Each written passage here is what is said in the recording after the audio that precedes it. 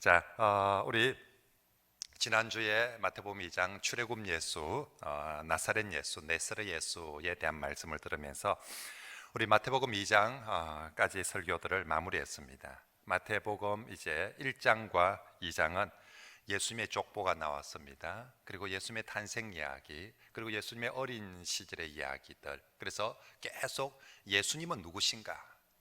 이 땅에 오신 예수님은 누구신가에 대한 말씀들을 해왔습니다. 그리고 이제 오늘 3장 말씀부터는 이제 예수님이 바로 성인이 되어서 공생의 사역으로 나오십니다. 그래서 예수님이 어떤 사역을 하시는지 이제 보여주게 됩니다. 그런데 오늘 우리가 읽은 3장 1절 말씀에서 본문에서는 예수님을 사역을 얘기하기 앞서서 먼저 세례 요한을 먼저 소개하고 있습니다. 세례 요한이 먼저 나오고 그 다음 예수님이 등장을 하는 것이죠. 원래 이 주인공이 나오기 전에 사유자가 먼저 나와서 주인공을 소개하는데 오늘 세례 요한이 그렇게 주인공 예수 그리스도를 소개하는 역할을 하고 있습니다. 그래서 세례 요한의 역할은 뭐냐?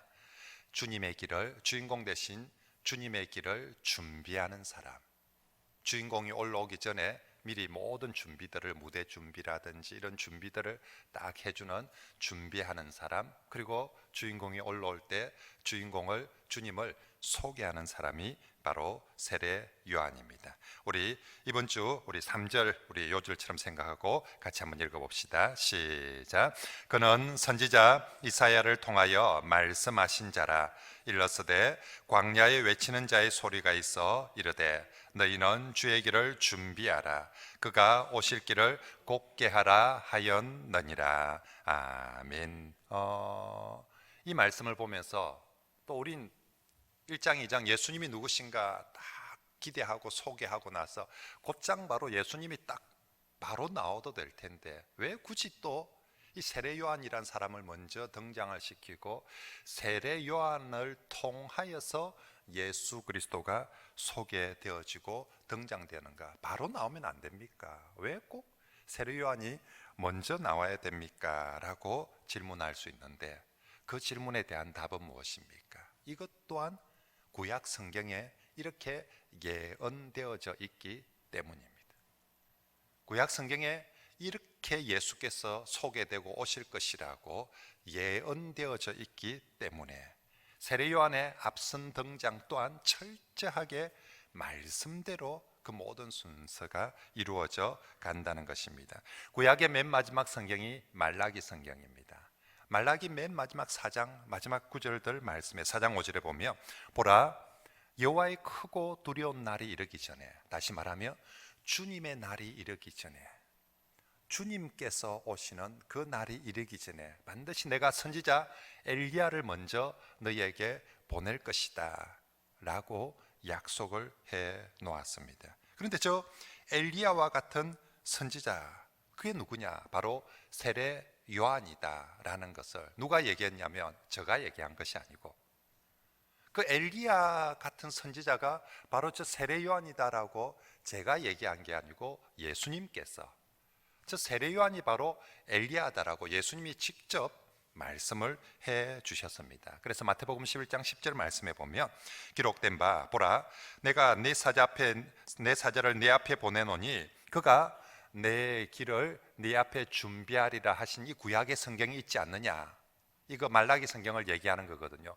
이 사람이 바로 이 사람이 말라기에서 예언한 바로 그 사람이다라고 누가 직접 얘기해 주셨냐면 예수님께서 직접 말라기에서 예언한 엘리야와 같은 그 선지자가 바로 이 세례 요한이다라고 예수님이 말씀하시는 것입니다. 결국 성경은 예수님의 길을 미리 준비하는 이 세례 요한의 사역조차도 철저하게 구약의 예언대로 성경의 말씀대로, 우리가 마태복음 1장 2장을 이때까지 보면서 예수님의 태어나심도 아무 때서나 아무 장소에서나 아무 시간이 아니라 말씀대로, 시간도 말씀대로, 장소도 말씀대로, 그리고 심지어 애굽으로 피신하시는 것도 말씀대로, 출애굽하시는 것도 말씀대로, 그리고 출애굽해서 나사렛이라는 이름도 없는 그 촌동네에 가서 사신 것도 네세르 예수가 되기 위해서 말씀대로,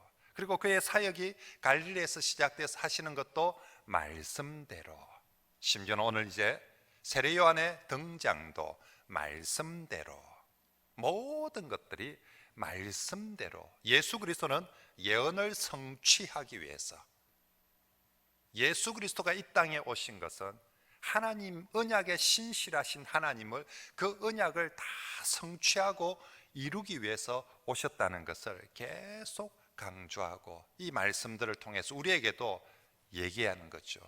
신약에서 예언한 말씀들도 반드시 구약의 말씀을 주 예수님께서 이렇게 모든 걸 성취하듯이 신약의 말씀들도 반드시 성취될 것입니다. 그러므로 성도 여러분, 마지막 종말의 때가 되면 될수록 더욱더 이 말씀을 붙들고 살아가십시오 라고 하는 것이 오늘 마태복음이 우리에게 계속 들려주는 말씀들입니다. 그래서 심지어는 오늘 본문 4절에 보면 요한이 요한을 소개하면서 낙타 트롯을 입었습니다. 허리에 가죽띠를 떼었습니다. 음식은 메뚜기와 석청을 먹었습니다. 이런 소개까지 하고 있습니다. 왜 이런 얘기들을 합니까? 열왕기하 1장에 보면 엘리야 소개하는데 엘리야 모습이 딱 이렇게 있거든요. 엘리야가 어떻게 했냐면 털이 많습니다. 그리고 허리에 가죽띠를 띄었습니다. 열왕기하 1장에 보면 엘리야가 딱 등장할 때 소개하는데 바로 이 소개를 하고 있습니다. 여러분, 신약 성경에 어떤 사람을 소개하는데 그 사람이 무슨 양복을 입었는지, 뭐 아니면 작업복을 입었는지, 추리링을 입었는지, 트롯을 입었는지, 가죽옷을 입었는지, 허리띠를 뭘 둘렀는지, 그냥 막 이렇게 가죽띠를 둘렀는지, 성경에, 신약 성경에 어떤 사람을 소개하는데 패션이 어떻는지, 가죽띠가 뭔지, 그가 주로 먹는 게 뭔지, 그런 거 소개하는 사람 아무도 없습니다. 성경은 누가 어떤 패션을 입고 다니는지 별로 관심이 없어요. 근데 유독 세례 요한만큼은 패션 소개까지 다 하고 있어요. 왜 이 소개를 해야 됩니까? 그 옛날 엘리야를 보니까 엘리야는 털이 많았는데 세례 요한은 털은 별로 없으니까 털 옷을 입었다라고 똑같이 맞추는 거예요. 그리고 가죽띠 같이 그렇게 다 맞추고 있는 것입니다. 결국 성경은 세례 요한의 이 외모조차도 엘리야고, 하는 일도 그 선지자 엘리야가 했던 일들을 하고 예언된 대로. 그래서 이 세례 요한은 옷 하나 입는 것조차도, 음식 하나 먹는 것, 살아가는 패션 스타일 하나조차도 말씀대로 맞추어서 간다. 특별히 그 엘리야를 예표하니까 엘리야의 모습대로 딱 그대로 맞추어서 간다라고 보여주는 것이죠. 철저하게 오늘로 치면 오늘 목사가 옷을 하나 입는데도 딱 구약의 성경대로 옷을 입자, 말씀대로 옷을 하나 입고 맞추어 간다, 그렇게 말씀하는 것입니다. 자, 아무튼 이렇게 이제 세례 요한은 철저하게 말씀대로 그의 외모나 그의 삶뿐만 아니라 이제 그가 하는 모든 일도 자기 하고 싶은 대로 자기 취향 따라 하는 것이 아니라 예언되어진 사역을 하는데, 그 예언되어진 사역이 뭡니까? 예수 그리스도를 소개하는. 세례 요한의 은사가 여러 가지 있을 수 있었을 겁니다. 뭐 노래도 잘할 수 있었을 거고, 뭐 다른 뭐 일들도 잘할 수 있었을 건데, 아니다, 넌 다른 거 아무리 잘하는 거 많더라도 예언되어진 그 일을 해라. 그 일이 뭐냐? 너는 예수님 잘 소개하는 게 네 일이다. 너는 예수 그리스도 오시는 길을 잘 준비하고 잘 소개하는 게 네가 해야 될 제일 중요한 일이니까 그거 해라. 그래서 요한은 오늘 그 일에 충실하게 하고 있습니다. 이렇게 오직 예수 그리스도 소개하는, 예수 그리스도를 준비하는 그 일에 가장 열심히 일하고 있는 그 세례 요한을 바라보는 주님, 그리고 평가하는 주님의 말씀이 놀랍다는 거죠. 우리 지난 주간에 예를 들어서 우리 교육자들이 교회에서 열심히 노가다를 했습니다. 열심히 노가다를 하고 있는 그 모습을 바라보는 주님의 시선, 평가가 과연 어떤 것이었을까? 오늘 세례 요한도 자기가 살고 싶은 대로 사는 것이 아니라 옷 입는 것조차도, 먹는 것조차도 사는 것조차도, 하는 일조차도 자기 하고 싶은 일이 아니라 철저하게 말씀대로 순종해 사고 있습니다. 그걸 바라보는 주님의 평가, 그렇게 살아가는 요한의 모습을 보는 주님의 마음 평가가 어떠냐? 마태복음 11장 11절에 그렇게 살고 있는 요한을 바라보는 주님의 평가가 나오는데, 한마디로 여자가 낳은 자 중에 세례 요한보다 더 큰 이가 일어남이 없다. 말이 어렵습니까? 쉽게 표현해 볼까요? 요한이 최고다는 것입니다. 자아가 저렇게 살아가고 있는 것이 내가 보기에, 남들 보기에는 뭐 요새 저런 패션을 입고 있노? 요즘 뭐 저런 진짜 뭐 저런 데서 사노? 왜 하필 저런 걸 먹지? 왜 학교도 안 가고, 왜 직장도 안 가고, 왜 맨날 예수 소개만 한다고 저러고 있지? 남들이 보기에는 정말 한심할 수도 있고 시대에 맞지 않을 수도 있고 세상의 조류와 다를 수도 있는데, 예수님은 저게 최고다. 어느 정도 최고냐면 이 땅에 여자가 낳은, 정말 이 땅에 사람으로 태어난 사람 중에서 가장 귀하다.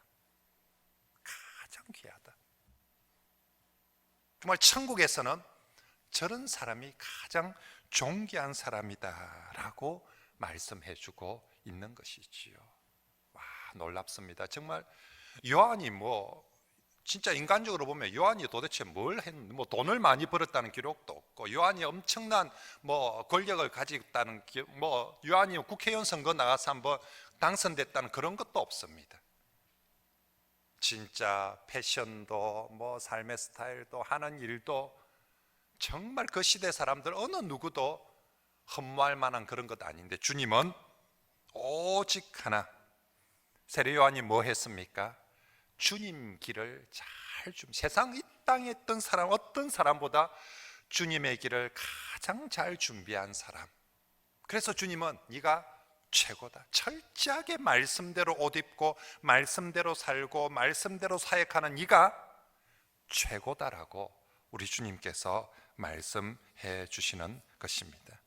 세례 요한은 실제로 자신의 삶의 가치, 자세가 나는 망하고 주님이 흥하면 된다, 나는 없어져도 주님 좋으시면, 주님만 흥한다면 나는 망해도 됩니다, 이런 마음의 자세로 평생을 살았습니다.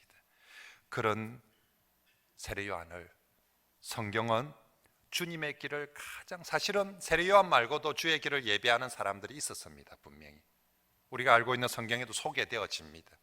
그런데 성경은 딱 이 사람을 뽑습니다. 요한이 최고다. 그래서 요한을 기록하고 있는 거죠. 예수님도 딱 이 사람을 뽑습니다. 요한이 최고다 라고 그렇게 말씀해 주는 것입니다. 사랑하는 성도 여러분, 오늘 이 땅에 많은 그리스도인들이 있습니다.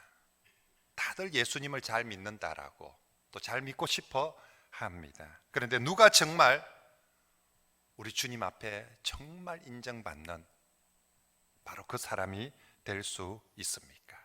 그것은 오늘 말씀해 보면 주님의 길을 가장 잘 준비하는 사람이, 주님의 길을 잘 준비하는 사람이 주님 앞에 가장 인정받는 바로 그 사람이 될 수 있을 줄 믿습니다.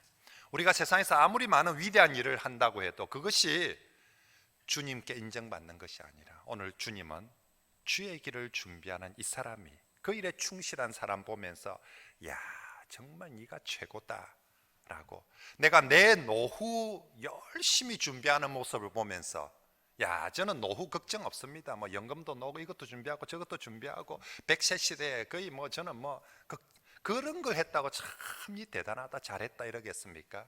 아니면 내 자식 앞길 살 길 잘 마련해 놓고 이제 내 죽고 나도 내 자식 길을 내가 다 준비 쫙 해놨으니까 우리 자식은 이 길로 딱 가면 아무 고생 없이 간다, 그렇게 한다면 우리 주님께서 너 정말 잘했다, 너 정말 대단하다 그렇게 인정하겠습니까? 그러지 않을 것입니다. 우리 주님 오늘 세례 요한을 보면서 철저하게 옷 입는 것 하나조차도 말씀대로 있고, 사는 것, 사역하는 것 철저하게 말씀대로 주님의 길을 준비하는 모습을 보면서 야, 정말 네가 최고다라고 말씀해 주시는데, 정말 우리가 마지막 때에 그런 성도로 살아가는 그런 우리 성도들이 되시길 바랍니다. 그리고 더 귀한 것은 사실은 요한에게 있어서 내가 주님의 길을 준비하는 것도 참 중요하지만, 오늘 세례 요한은 다른 사람들이 주님을 만날 수 있도록 그 길을 준비해 주는 것입니다. 세례 요한 자신의 개인이 주님 만나는 그 길을 준비하는 것, 충실했죠. 근데 요한에게 있어서 예수님이 이 사람이 최고다는 것은 요한 자신뿐만 아니라 또 다른 사람들이, 수많은 사람들이 주님을 만날 수 있도록 그 길을 준비하고 있기 때문에,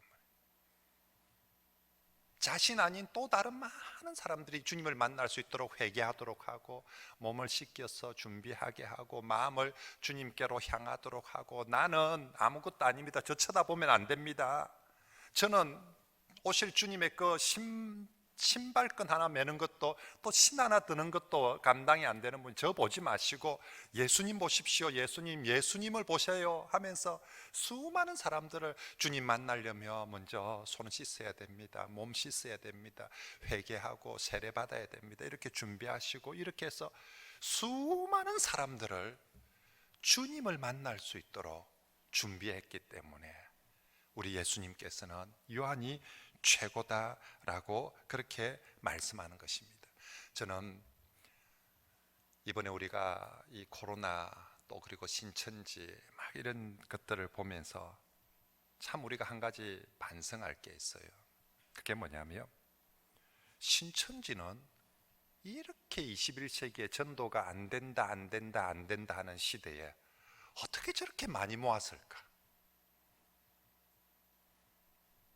어떻게 저렇게 열심히 전도해서 많이 모았을까? 그 다음, 여러분, 신천지에 모이는 성도들의 그 충성심과 교회에 모이는 성도들의 충성심을 한번 비교해 보면, 저기는 이 안 된다는 시국에도 어떻게 그렇게 열심히 전도해서 저만큼 모았는데 무리가 아니에요.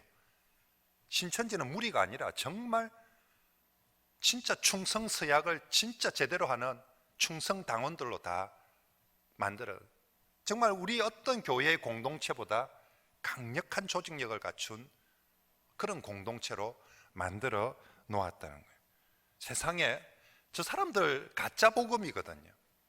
가짜 복음을 들고도 저렇게 열심히 전도하고, 가짜 복음을 들고도 저렇게 먼 거, 신천지가 대구에서 왜 그렇게 전국에서 우리는 30분도 차 타고 가면 멀다고 못 간다고, 교회가 멀어서 못 간다 하는데, 저 동네는 대구에서 모이는데 세상에 중국에서도 오고 그 멀리서도 다 모여서 함께 모여야 된다라고 다 모여오고 그렇게 하는데, 우리는 진짜 복음을 가지고 있는데도, 저 사람들은 가짜 복음을 가지고도 저렇게 목숨을 걸고 하는데, 우리는 진짜 복음을 가지고 있는데도 전하지도 못하고 가르치지도 못하고, 아니 배우려고도 하지 않고 또 모이려고도 하지 않고 바쁘다고, 정말 그런 모습 보면서 우리가 참 많이 반성을 해야 될 것 같습니다. 그러므로 이번 기회에 또 오늘 말씀을 보면서 정말 우리가 내 앞길이나 또 내 자식 앞길이나 또 정말 내 노후 이런 거 잘 준비하는 사람들이 아니라,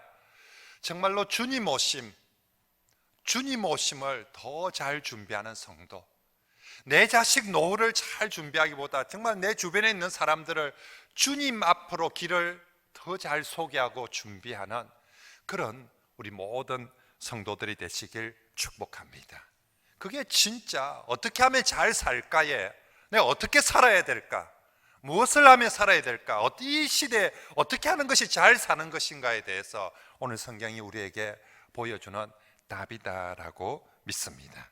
자, 그러면 구체적으로 어떻게 우리가 주님의 길을 준비하고 예배하는 모습을 살아야 됩니까? 오늘 본문 2절에 요한이 이렇게 하면 된다라고 외치고 있습니다. 2절 다 같이 읽어봅니다. 시작. 회개하라. 아멘. 오늘 어떻게 하면 주님의 길을 준비할까? 요한은 한마디로 외칩니다.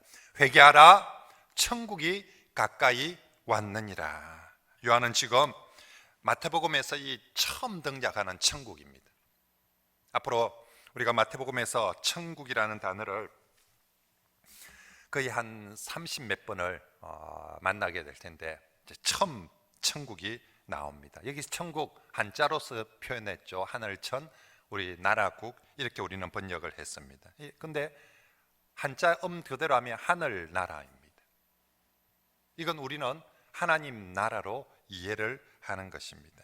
마태복음은 유대인 중심의 복음서이기 때문에 이 하나님 나라를 전부 다 저렇게 하늘나라, 이걸 우리는 한자로 번역해서 천국이다라고 표현합니다. 유대인들은, 우리도 옛날에 어릴 때 너가 아버지 이름 뭐냐 하며 우리 아버지 이름을 함부로 말하지 못해서 무슨 자 무슨 자 무슨 자입니다. 그래서 진가진 붙인 진짜 가짜 진짜입니다. 이제 이렇게 하는 웃지 못할 일들이 이제 생기는 거죠. 우리도 어른들 이름을 함부로 말하지 않는데 유대인들 하나님 이름을 함부로 부르지 않았습니다. 그러면 어떻게 대용어, 하나님이란 이름 대신에 사용하는 대용어를 등장시키는데, 그 중에서 가장 많이 사용한 대용어가 하늘인 거죠. 하나님 대신에 하늘을 써서, 그러다 보니까 하나님 나라를 하늘나라, 이걸 우리가 한국에서 번역을 할 때 한자로 번역하니까 천국이라고 그렇게 번역을 해 놓은 것입니다. 근데 반대로 다른 복음서들은 이방인들한테 보내는 성경인데 거기다가 하늘나라하고 써보내면 진짜로 하늘에 있는 나라인 줄 오해를 하니까 그 다른 복음서들은 천국이란 말이 한 번도 안 나옵니다. 전부 다 하나님 나라라고만 그렇게 표현되어져 있습니다. 자, 그러면 천국이든 하나님 나라든 내용은 똑같습니다. 마태복음에서는 그것을 천국이라고 표현해 놓고 다른 복음서에서는 하나님 나라라고 표현을 했는데, 도대체 그러면 여기서 말하는 이 천국, 하나님 나라, 뭘 회개하라, 천국이 하나님 나라 가까웠다, 무슨 얘기입니까? 예수님도 마태복음 4장 17절 말씀에 보면 예수님의 첫 마디 첫 선포가 똑같이 회개하라, 천국이 가까이 왔느니라 라고 선포하는데, 천국이 뭐냐는 것입니다. 여기서 천국, 마태복음에서의 천국은 저 하늘에 있는 나라를 가리키는 것도 아니고요, 또 우리 옛날에 우리나라 사람들이 생각했던 죽어서 가는 천당, 이렇게 극락 간다, 천당 간다 할 때 죽어서 가는 그런 천당 개념도 아닙니다. 천국은, 하나님 나라는 하나님이 다스리는 나라, 그게 바로 하나님 나라입니다. 그게 땅에 있든지 하늘에 있든지, 그죠? 땅에 있어도 하나님이 다스리면 천국 하나님 나라이고, 하늘에 있어도 하나님이 다스리면 하나님 나라이고요, 내가 살았어도 하나님이 다스리시면 하나님 나라고, 죽었어도 하나님이 다스리는 곳은 하나님의 나라이고, 내가 대한민국에 살아도 하나님이 다스리면 하나님 나라고, 북한에 살아도 세상 어느 땅에 살아도 하나님이 다스리는 그곳이 바로 하나님의 나라입니다. 우리가 흔히 나라의 3대 요소, 주권과 국민과 영토를 얘기하는데 그 중에서 가장 중요한 개념은 주권입니다. 주권을 따라서 어느 나라가 판가름이 되는 것이죠. 우리가 조선시대 조선이 주권을 가지고 있으면 조선이란 나라를 쓰고요, 똑같은 땅에 똑같은 사람들이 사는데 조선이 주권을 잃어버리면 그걸 조선이라 하지 않고 일제강점기 시절에 일본이 주권을 가지고 똑같이 땅에서 사는 똑같은 사람들인데 일제가 다스리기 시작하면 그건 일본 제국주의다, 그리고 우리는 식민지가 되어져 버리는 것인지요. 똑같은 나라에 사는데 임금이 왕이 되느냐, 백성이 주인 되느냐, 이게 임금의 나라냐, 백성의 나라냐, 국민들의 나라냐, 통치권자의 나라냐, 누가 주인 행세를 하느냐. 심지어 공산당은 당원의 나라 아닙니까? 당이 주권을 가지고 다스려 나가며 이건 당의 나라가 되는 것이고, 누가 주권을 가지고 다스리는, 영적인 부분도 마찬가지입니다. 마귀가 주인 노릇하면 마귀의 나라죠. 인정하긴 싫지만 실제로 이런 경우가 많습니다. 하나님이 주인 되어 다스리면 그것이 바로 하나님 나라가 되는 것입니다. 그래서 우리가 아무리 교회라고 해도 하나님의 다스림을 받지 않으면 그 교회는 하나님 나라가 될 수가 없는 것입니다. 성도도 마찬가지입니다. 하나님의 다스림을 받지 않으면 하나님 나라의 백성이라고 할 수가 없는 것입니다. 만약 어떤 사람들이 교회는 다니는데 하나님 말씀의 가르침이 아니라, 다스림이 아니라 마귀의 말에, 마귀의 속삭임에 더 많이 순종하며, 그 사람 마귀 백성이죠. 마귀 나라 백성이 되는 거예요. 그 사람이 교회를 다니는데도 불구하고 돈의 말에 더 많이 순종한다면 그 사람은 돈 나라 백성인 거죠. 물론 우리 성도들이 하나님의 자녀라는 이 궁극적인 지위는 예수를 믿음으로 말미암아 잃어버리지 않겠지만, 우리가 교회를 다니면서 하나님의 통치를 받지 않고 마귀의 유혹, 마귀의 속삭임, 마귀의 이간질에 자꾸만 순종하고 따라가며 교회 안에서 그 사람 마귀 스파이죠. 분명히 교회를 다니는데 여기 와서 교회를 다니며 하나님 말씀의 통치를 받고 순종을 해야 되는데 자꾸 마귀가 마음속에 심어주는 생각이나 이간이나 비난이나 시기나 질투들에 자꾸 순종하고 따라가며 여기 와서 마귀 스파이 노릇을 하고 있는 것이다는 것입니다. 그러므로 여러분, 우리가 정말 우리 삶에 제일 중요한 것, 이 천국이란 것, 하나님 나라 생각하면서 내 삶을, 우리의 가정을, 우리 교회를 하나님이 다스리도록, 그래야 그것이 하나님 나라입니다. 하나님이 다스린다는 것이 무엇입니까? 그건 나의 주인됨을 내려놓고, 그건 나 아니라 돈의 주인됨을 내려놓고, 엄마의 주인됨을 내려놓고, 아빠의 주인됨을 내려놓고, 어떤 누구의 주인됨을 내려놓고 전적으로 하나님 말씀에 순종하는 것이 하나님 나라를 실현하는 것이고 세워가는 것인 줄 믿습니다. 그러면서 요한은 이제 하나님 말씀에, 하나님의 나라 천국의 임함에 있어서 우리가 해야 될 반응의 1번으로 회개하라고, 저항하지 말고 뻗대지 말고 그 앞에 회개하고 순종하라고 말씀합니다. 이건 요한뿐만 아니라 예수님도 하나님 나라에 대한 첫 반응, 예수님도 마태복음 4장 17절에 회개하라, 천국이 가까이 왔느니라. 구약 성경의 맨 마지막 메시지도 주님을 약속합니다. 그러면서 주의 약속을, 주의 오심을 약속하면서 우리가 해야 될 것은 회개하라. 신약 성경의 맨 마지막 요한계시록도 다시 오실 주님을 약속합니다. 근데 다시 오실 주님을 약속하면서 요한계시록에서도 7교회를 향하여서도, 그리고 요한계시록 마지막 22장에서도 전부 다 메시지는 주님이 다시 오니까 너는 뭐 해라? 회개하라 라고 말씀을 하고 있습니다. 그래서 신구약 모든 성경이 주님의 오심을 앞두고 하는 모든 성경의 외침은 똑같이 회개하라. 주님이 오신다. 하나님 나라가 임한다. 그러면 너는 뭐 해야 될 거냐? 하나님 나라 임함 앞에 이거 관심 끄고 신경도 안 쓰고 딴짓해서는 안 된다. 집중해라. 하나님이 오신다. 주님이 오신다. 주님의 임재 앞에, 그 나라 앞에 네가 해야 될 것은 무엇이냐? 회개하라. 회개하라. 회개하라 라고 그렇게 말씀을 합니다. 자, 그러면 어떻게 하는 것이 성경이 말하는, 오늘 마태복음이 말하는 회개하는 것입니까? 열심히 울고 있을까요? 청승맞게 막 울고 있는 게 회개하는 겁니까? 아니면 자책하고 있는 게 회개하는 것입니까? 아니면 말로 잘못했습니다 하고 네 이러고만 있는 것이 회개하는 것입니까? 물론 우는 것도 말하는 것도 이렇게 회개에 분명히 중요한 한 부분이지만 성경에서 말하는 더 중요한 회개는 돌아서는 것입니다. 히브리어로 수버라고 합니다. 구약 성경에 제일 강하게 많이 수바라라고 돌아서라라고 말씀합니다. 마음과 생각과 행동을 하나님께로 돌아서라, 돌이켜라.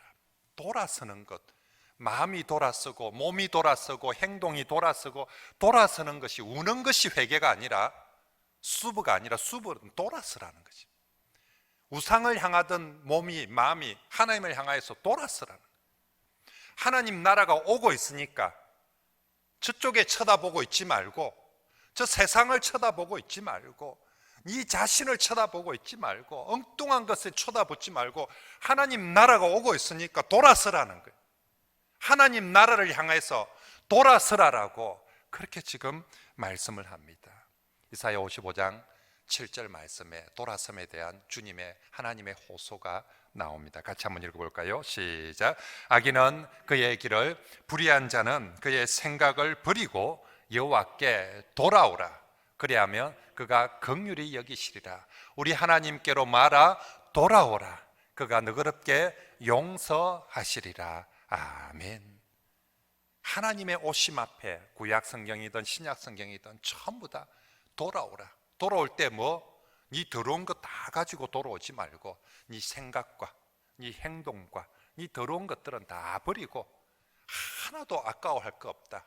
사도 베드로는 배설물같이 버린다고 했습니다.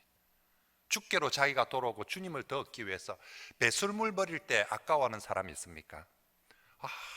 저 똥 내가 어찌 묻고 만든 똥인데 저걸 내가 버릴 거 아까워하는 사람 없습니다. 배설물을 버릴 때 아까워하는, 네가 하나님께로 돌아왔을 때 네 마음과 생각이 아닌 것들은 다 배설물처럼 여기고 돌아서라 라고 말씀하는 것입니다. 성경이 외치는 회개는 돌아서는 것이고, 이걸 오늘 우리식으로 표현하면 중심이동입니다. 중심이동, 나 중심에서 하나님 중심으로, 세상 중심에서 하나님 중심으로, 돈 중심에서 하나님 중심으로, 일 중심에서 하나님 중심으로 돌아서는 것, 중심 이동하는 것입니다. 구체적으로 어떤 것들이 돌아서야 됩니까? 마음이 돌아서야 되고, 생각이 돌아서야 되고, 행동이 돌아서야 됩니다. 온통 우리 머릿속에 세상 생각만 가득했다면 그 생각이 자꾸만 하나님 생각으로 돌아서야 됩니다. 저도 반성을 많이 합니다. 저는 이 코로나 사태에 우리 성도들이 내 코로나만 생각하고 있으면 안 됩니다. 코로나만 듣고 내 뉴스 틀어가지고 코로나 듣고 코로나 보고, 코로나는 여러분들이 아무리 많이 들어도 어찌할 수가 없습니다. 여러분들이 아무리 많이 봐도 할 수 있는 게 없어요. 괜히 거기 매이기만 합니다. 네, 듣고 보고 머릿속에 넣는 게 코로나밖에 없는데, 그러면 그 사람은 코로나 백성이 되는 거예요. 어느 순간 두려워 말라 어린 양들아, 예수님 생각을 많이 해야 두려움도 사라지는데 코로나를 깊이 묵상하면 묵상할수록 두려움과 좌절밖에 얻을 게 없습니다. 이건 코로나뿐만 아니라 다른 문제도 다 마찬가지예요. 돈 문제도 그렇고 일 문제도 그렇고, 그게 매여 있으면 우리에게 남는 결과는 두려움밖에 없습니다. 그러면 여러분, 저도 때로는 그냥 아침 저녁으로 잠시 상황 점검, 내가 교회를 위해서 우리 성도들을 위해서 어떻게 대처해야 될까를 싶어서 상황 점검하려고 보려고만 합니다. 다른 일이나 돈이나 모든 부분이 마찬가지입니다. 우리가 좀 더 중심이동을 하나님 중심으로, 생각이 먼저 중심이동을 좀 더 하면 좋겠습니다. 하루에 한 번도 하나님을 생각을 안 하던 사람, 하루에 한 번이라도 하나님 생각을 하시고, 10번을 하나님 생각을 좀 하시고, 20번을 하나님 생각을 하는 것이 돌아서는 것입니다. 하루 종일 살아도 하나님 생각도 한 번도 안 하고 하나님 이름도 한 번도 안 부르는 사람이 어떻게 하나님 나라의 백성이라고 할 수가 있겠습니까?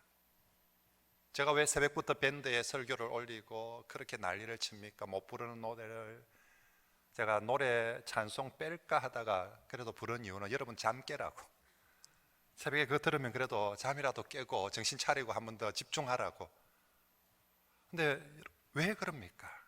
우리 성도들이 한 번이라도 더 일상을 살면서는, 아니 그래도 적어도 하루 첫 시간을 열면서 다른 코로나 얘기보다, 다른 세상의 어떤 얘기보다 하나님 말씀 듣고 찬송 듣고 찬송 한번 부르고 말씀 한번 읽고 하루를 시작하고 마칠 때도 그렇게 해야 우리가 정말로 이 하나님 나라의 이 마음 앞에 돌아서라. 하나님께로 돌아서라.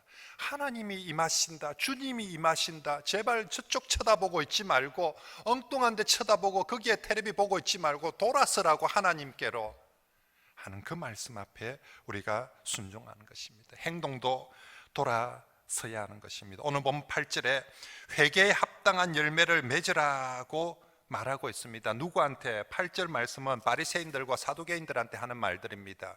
바리새인들 말은 하나님 말을 제일 많이 하는 사람들입니다. 생각도 그러고 있는데, 예수님이 저 인간들은 말은 저리 많이 하는데 실제로 행동은 하나도 안 돌아서서, 그들을 향해서는 독사의 자식들아, 말만 하고 있는 그들을 향해서는 독사의 자식들아, 행동이 돌아서서 회개에 합당한 열매를 맺어야지, 겉으로 폼만 금식한다고 해서 말만 그렇게 한다고 하는 것이 회개가 아니다 라고 말씀하고 있는 것입니다. 행동도 하나님 중심으로 돌아서는 것이 회개에 합당한 열매를 맺는 것입니다. 그러므로 오늘 성경이 회개하라 천국이 가까이 왔느니라 하는 말씀의 회개는 울고 있으라는 얘기가 아닙니다. 거기서 막 자책하고 있으라는 얘기가 아닙니다. 행동이 바뀌어서 누굴 향하여서? 하나님께로. 보는 방향이 바뀌고 나면 그 다음에는 어떻게 해야 됩니까? 하나님을 향하여서 어떤 행동이든지 한 걸음씩 오라는 것입니다. 어떤 행동이든지 하나님 앞에서 반응하라. 그래서 교회 다니지 않는 사람들이 있으면 이제 교회 오는 것이 회개하는 것입니다. 오늘 지난주 인터넷을 통해서 가정 영상을 통해서 예배드리면서 참 다 어려운데 딱 하나 좋은 게 하나 있었다면, 교회 안 다니던 남편이 우짠다고 옆에 같이 앉아서 보고 있었답니다. 오늘도 교회 잘 안 오던 남편들이, 또 교회 잘 안 오던 가족들이 같이 앉아서 보고 있으면 뭐 하는 것이 회개하는 것이다? 당신이 교회 오는 게 회개하는 겁니다. 앉아서 가야지 하고 아이고 이러고만 있는 것이 회개가 아니라, 아이고 내가 못 갔어 가슴만 치고 있는 것이 회개가 아니라, 오는 것이, 교회를 안 가던 사람은 교회를 오는 것이 회개하는 것이고, 기도하지 않던 사람은 내일부터라도 새벽에 교회 와서 아니면 골방에서 기도하는 것이, 코로나 보면서 걱정만 하고 있는 것이 회개가 아니라 기도를 하는 것이 회개하는 것이고, 술 담배를 끊는 것이 회개를 하는 것이고, 노름 도박 중독에 오늘도 온갖 사이트를 돌아다니면서 도박을 하고 있는 사람들이 있다며 도박을 끊는 것이, 그게 회개하는 것이고, 오늘도 온갖 불륜을 저지르면서 정말로 교회를 강도의 소굴로, 도둑놈들이 재짓고 와서 여기 와서 안심이다 라고 위로받고 하는 것이 아니라 그 불륜을 끊는 것이, 그것이 회개하는 것입니다. 시기를 하는 사람, 질투를 하는 사람, 비난하는 사람, 그거 끊고 돌이켜서 돌아서서 감사하고 위로하고 격려하는 것이, 그것이 회개하는 것입니다. 그리고 자식에만 얽매여 가지고 자식을 내 욕심대로, 세상의 욕심대로 키우려고 하던 사람들이 자식을 주님 뜻대로 키우겠다라고 결단하고 돌아서는 것이, 그것이 회개하는 것입니다.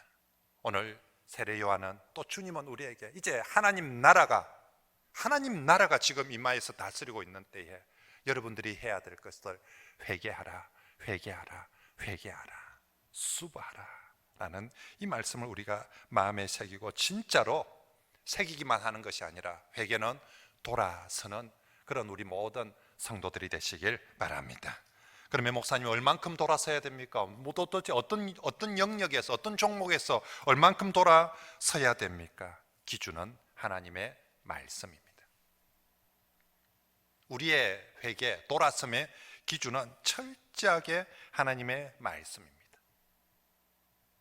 세상 사람들과 비교하면 내가 돌아설 게 별로 없어. 저 사람보다 내가 나아요. 사실 말도 내가 저 사람들보다 좀 낫고, 생각도 좀 낫고, 행동도 좀 낫고, 그러면 회개할 게, 돌아설 게 별로 없어요.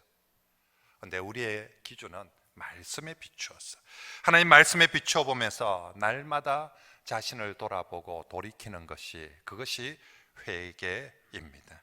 정말로 세상 기준을 자꾸 자신을 보면, TV가 나의 삶과 회개의 기준이 되어서는 안 됩니다. 정말 저는 우리 성도들이 TV나 또 SNS가 삶의 기준이 되고 삶의 모든 인생의 살아감의 정보가 되어서는 안 됩니다.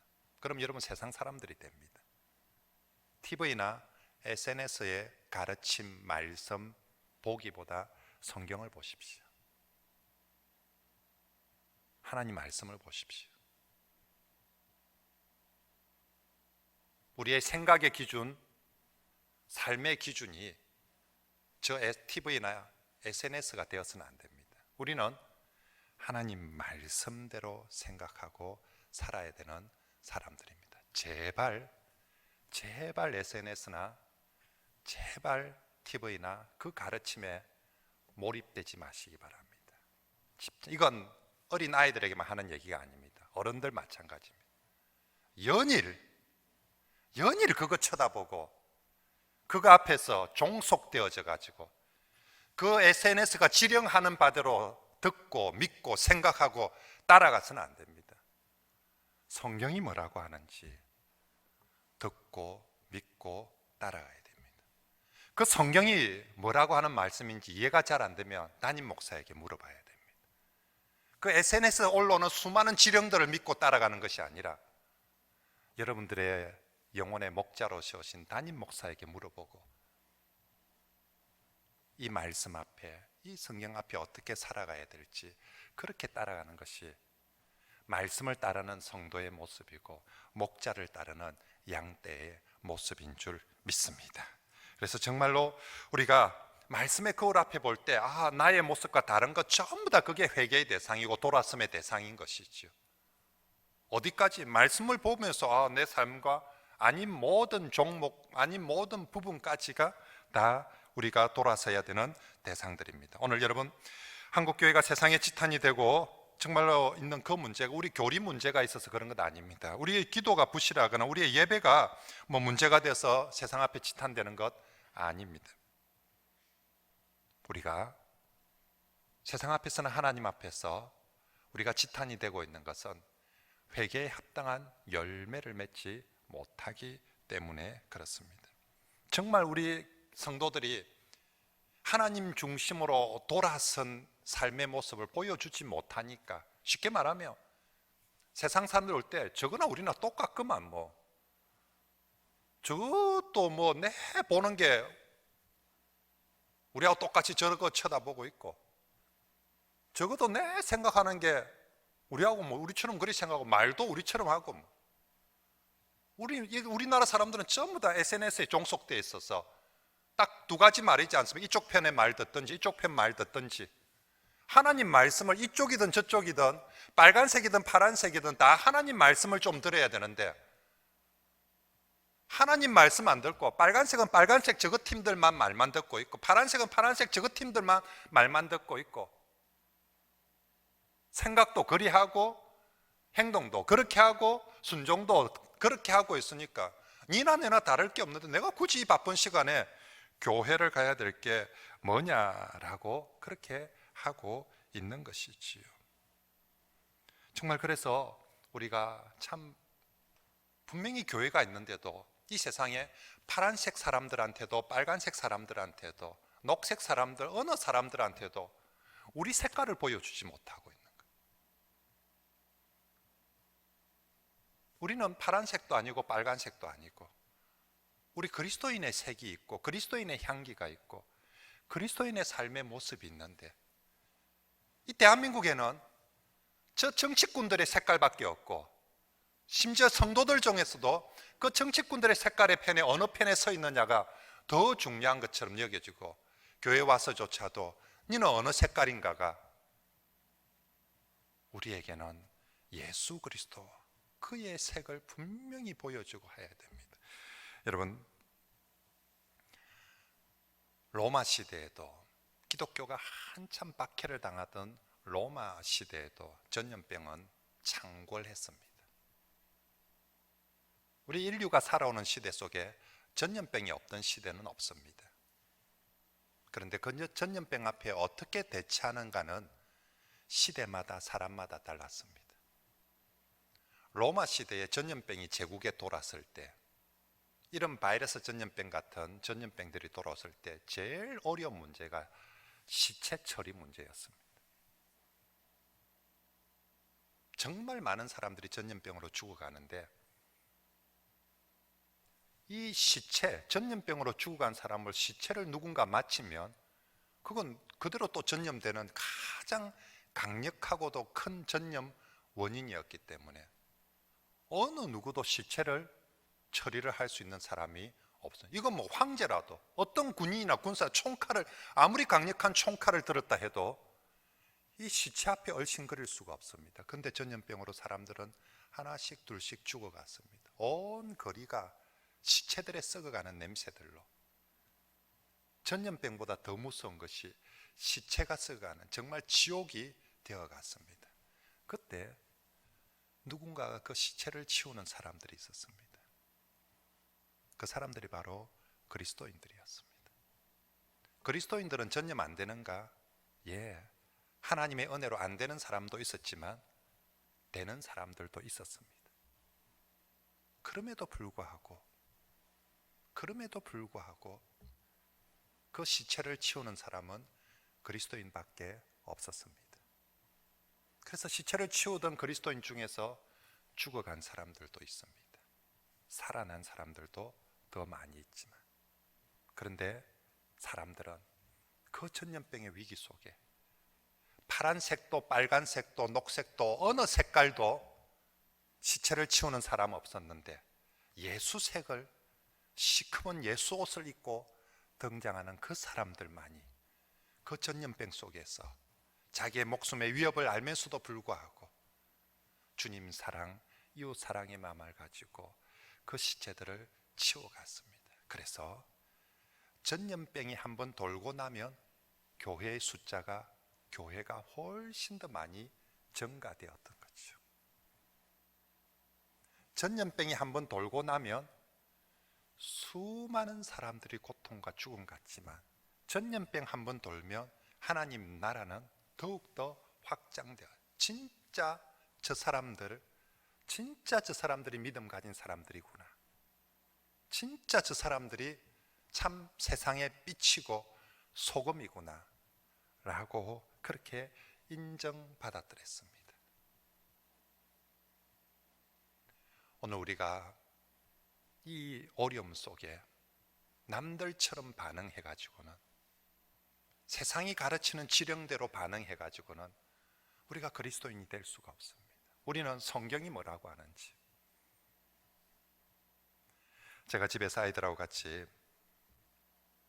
아빠가 대구 가야 안 되겠나, 아무도 대구 안 가려고 하는데 아빠라도 대구를 가야 안 되겠나, 아빠 뭐 할 건데 갔어, 의사도 아닌데 허드렛 일이라도 가서 내가 할 수는, 아무도 안 가는 곳에 가서 큰일 난다. 그러니까 아무도 안 가니까 큰일 나는 줄 몰라서가 아니라 큰일 날 수도 있지만 정말 그곳에 그리스도인의 사랑이 필요한 곳이라며 우리 그리스도인들이 거기서 가서 죽더라도 거기 가서 죽는 게 나중에 요양병원에서 나이 들어가지고 요양병원에 10년, 5년 누워있으면서 죽는 것보다 낫지 않을까. 극단적인 얘기지만 여러분, 정말로 우리 시대에 회개에 합당한 열매를 맺는 성도의 삶의 모습, 정말 하나님 말씀이 우리에게 가르치는 바들을 따라갈 수 있는 그런 우리 성도들, 교회가 되면 좋겠습니다.